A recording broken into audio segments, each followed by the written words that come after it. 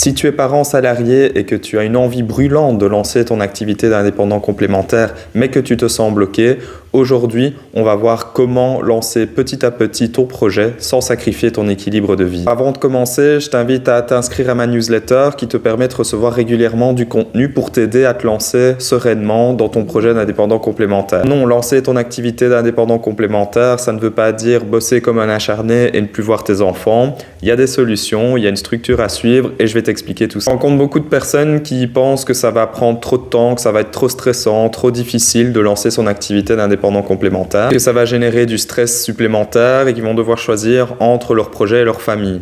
Alors je comprends ces inquiétudes, mais avec la bonne méthode, tu peux y arriver aussi. Comment faire pour entreprendre sans sacrifier son équilibre familial? La première chose, c'est de clarifier ton projet. Avant même de te poser la question de est-ce que je vais avoir assez de temps, est-ce que j'aurai l'énergie, etc., demande-toi qu'est-ce que tu veux réellement créer. D'autres personnes foncent la tête baissée juste avec une idée et puis se ramassent les dents par terre parce qu'ils n'y arrivent pas et donc du coup ça puise de l'énergie, ça prend plus de temps que prévu, etc., etc.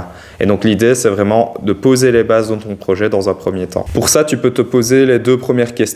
À qui est-ce que je m'adresse et quel problème est-ce que je veux résoudre? La deuxième étape, c'est de stimuler ta vision. Pourquoi c'est important? C'est important de définir où est-ce que tu veux arriver avec ce projet. Sinon, tu vas être baladé au gré du vent et tu risques encore une fois de t'épuiser, de perdre du sens dans ce que tu fais. Je t'invite à prendre un moment, peut-être fermer les yeux ou prendre un carnet et écrire. Essaye d'imaginer où est-ce que tu veux que ce projet t'amène d'ici plusieurs années. Ça peut être 3 ans, 1 an, 5 ans, comme tu veux. Essaye d'imaginer comment est-ce que tu aimerais que ce projet s'intègre dans ta vie de famille. Donc, est-ce que tu aimerais vivre à temps plein de ce projet ou travailler en tant que salarié encore en parallèle? Est-ce que tu aimerais peut-être avoir quitté complètement ton activité de salarié? Est-ce que tu aimerais travailler 5 heures par jour, 3 heures par jour, le matin, le soir? Essaye de te poser toutes ces questions-là. Ça va t'aider à clarifier l'objectif à atteindre. La troisième étape, c'est de définir ta mission.